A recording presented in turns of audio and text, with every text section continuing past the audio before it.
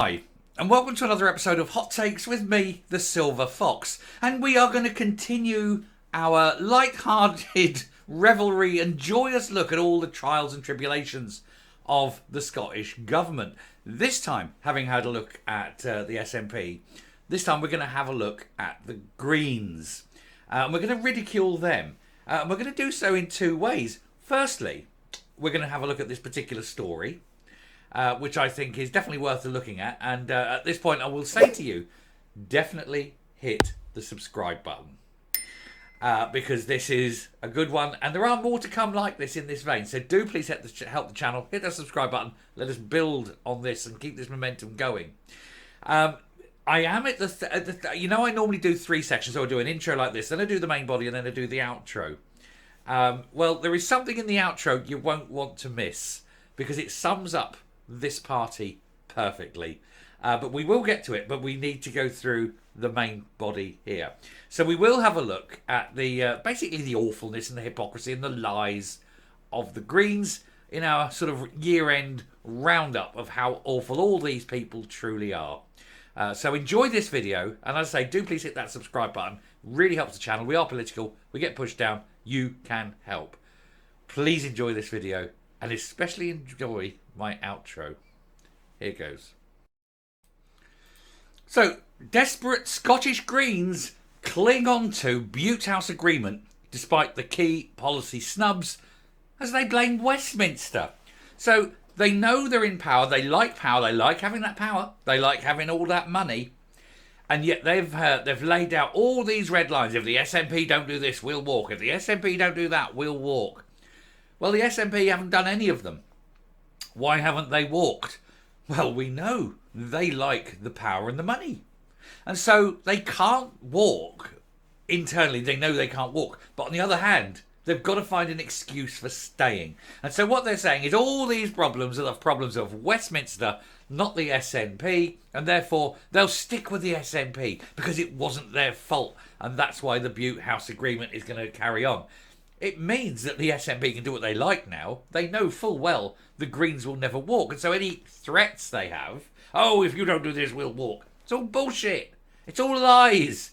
They're never going to walk. They want their pension money. They want all that top up, don't they? Ministers of State, $120,000 a year with their expenses, all the big pension payments. And, of course, those cute little bottoms suck firmly to the chairs in Holyrood. That's what it's all about. Now, we all know they're fairly thick, and there are many ways of describing them as stupid. You know, one sandwich short of a picnic, not the brightest button in the box. But there is one particular metaphor I'd like to use. They're not the sharpest of knives, are they? Now, I'm mentioning that deliberately, and that's how I'm describing them. Not the sharpest of knives. And you'll see why when we get to the outro of this video. So keep watching. We'll go straight to it. We'll just go through this. And then trust me, you're going to want to do this. Anyway, Lorna Slater and Patrick Harvey, Geoffrey and the Imp, as we call them, admitted they would not be looking to end the coalition before the next Holyrood election, regardless of what the SNP do, because they like the money. And this is despite many, indeed all, of their policies being snubbed by the SNP, including all their red line gender reforms. And the DRS was one, but they cancelled the DRS, if you remember, because she just didn't understand what was going on and didn't like the fact that they couldn't own the glass. Very weird way of dealing with it. They've failed on every single metric you care to mention. The Scottish Greens are clinging on to the Bute House Agreement, which has delivered highly paid roles for Patrick Harvey and Lorna Slater, despite the SNP snubbing all their policies written into the deal. Ali Baba agreed to carry on with the coalition when he first became First Minister. However, it's been a horrible year for legislation suggested by the environmentalists. Well, they're the ones putting the mentalist into environmentalist anyway. As the likes of a highly protected marine areas failed, the deposit return scheme was dropped, and even the red line laws such as Gender Reform Recognition Act have been shelved, more or less, until, well, a change of government at Westminster, one imagines. However, despite this, the Scottish Greens claimed that there was no reason for the deal to come to an end. Of course not. Money, money, money. power, power, power. They don't want this to end. If they ended it and go back to the backbenches, they cease to be any kind of influence. They become nothing again. And they don't like the idea. And with Greer in particular going, no, no, no, Mummy says I'm important. Mummy says I'm clever and bright and wonderful and handsome. It's his only chance ever of doing anything where he's going to earn any kind of money like this or have any kind of influence in his entire life. He's a nothing, isn't he? He's a little ginger twiglet. Perfectly formed bottom just for Harvey to admire. From afar, one hopes. But we'll come back to the sharpest knives in a minute. Anyway, a growing number of MSPs believe that the coalition is affecting them in the polls due to the number of unpopular policies being put forward by their partners. Well, even dissent among the ranks of the SNP now. Obviously, well known, Fergus Ewing is dead against them. Of course, Kate Forbes is against them. And we have a story about Kate Forbes coming up. I think it may well be even the very next video that comes out. Depends on the editing. It may be the next one. Otherwise, it'll be the one after next. But there is a Kate Forbes story coming. You won't want to miss that one either. So again, I push it. But yeah, do hit the subscribe button. Don't want to miss that one. Anyway, the Scottish Greens have also been outspoken about the council tax freeze. Strangely, it's the only thing where I actually agree with the Greens. It is madness. Ali Baba wants councils to implement it, but the councils are under no obligation to do so. He cannot fund it fully. It could come as much as £1 billion if the councils all got what they wanted, and they've been given 130 million. I guarantee non-SNP councils will probably put the council tax up anyway, which will be a further humiliation, of course, to the leadership of the SNP. They're all sitting there en masse, this little coterie of idiots. It's an idiocracy, isn't it, in Scotland at the moment? Then they won't know what to do. I told them to freeze council tax, and they're not doing it. Yes, but they're not obliged to. And after all, it was him who broke the Bute House Agreement. So what the hell does he expect? What an arse, you know? Anyway, they will likely vote for it, even though they talk against it, but they're likely to vote for it when the budget goes to the vote next spring, or next year, rather, in a few weeks' time.